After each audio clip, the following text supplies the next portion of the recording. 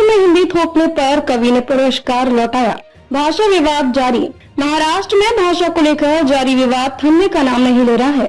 इस विवाद के बीच राज्य के मशहूर मराठी कवि हेमंत तिवटे ने महाराष्ट्र सरकार से प्राप्त साहित्यिक पुरस्कार वापस करने का ऐलान किया है। तिवटे ने यह फैसला राज्य में स्कूलों में कक्षा 1 से 5 तक हिंदी को तीसरी भाषा के रूप में अनिवार्य करने के सरकार के फैसले के विरोध में लिया है।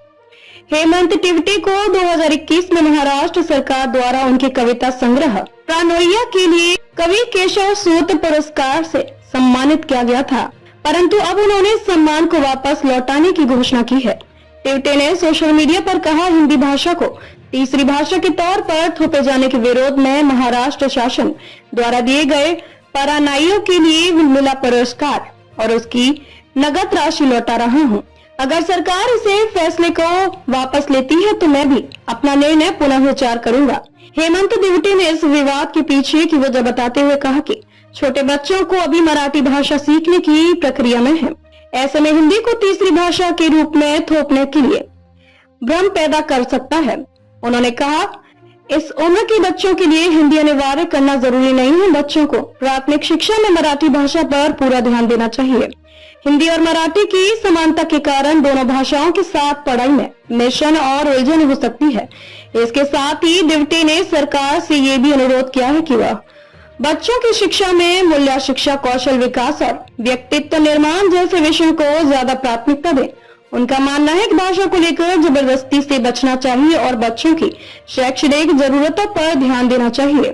महाराष्ट्र सरकार की ओर से भी इस विषय पर कई बार प्रतिक्रिया आई है। मुख्यमंत्री देवेंद्र फडणवीस ने हाल ही में कहा था कि राज्य में मराठी भाषा को सभी स्कूलों में अनिवार्य किया गया है, लेकिन हिंदी को अनिवार्य नहीं बनाया गया है। छात्रों को तीसरी भाषा के रूप में किसी भी भारतीय भाषा को चुनने की स्वतंत्रता दी गई है।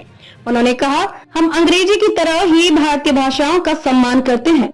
भारतीय भाषाएं अंग्रेजी से भी बेहतर हैं। फडणवीस सरकार ने पहले हिंदी को तीसरी भाषा के रूप में अनिवार्य करने के आदेश में अनिवार्य शब्द को हटाकर इसे वैकल्पिक बना दिया था। इसके बाद भी हिंदी को लेकर भाषा नीति पर विवाद खत्म नहीं हुआ है। हाल ही में हिंदी के अलावा अन्य वैकल्पिक भाषाओं के चयन को लेकर भी प्रश्न उठे हैं। हेमंत तिवटे द्वारा पुरस्कार लौटाने का कदम इस बहस को और भी गहरा करता दिख रहा है। यह कदम भाषा की संवेदनशीलता को दर्शाता है, जो महाराष्ट्र जैसे बहुभाषी राज्य में लगातार चर्चा का विषय बना हुआ है। राज्य में भाषा की स्थिति और नीति को लेकर लोगों के बीच मतभेद का यह सिलसिला जारी है और इससे यह साफ होता है कि भाषा को लेकर राजनीतिक और सामाजिक स्तर पर विचार विमर्श अभी भी आवश्यक है। इस विवाद के बीच यह प्रश्न भी उठता है कि क्या शिक्षा में भाषाई विविधता को सुरक्षित रखते हुए बच्चों को बेहतर शिक्षा दी जा सकती है, या भाषा को लेकर की गई कोई भी नीतिगत कार्रवाई विवाद का कारण बन सकती है।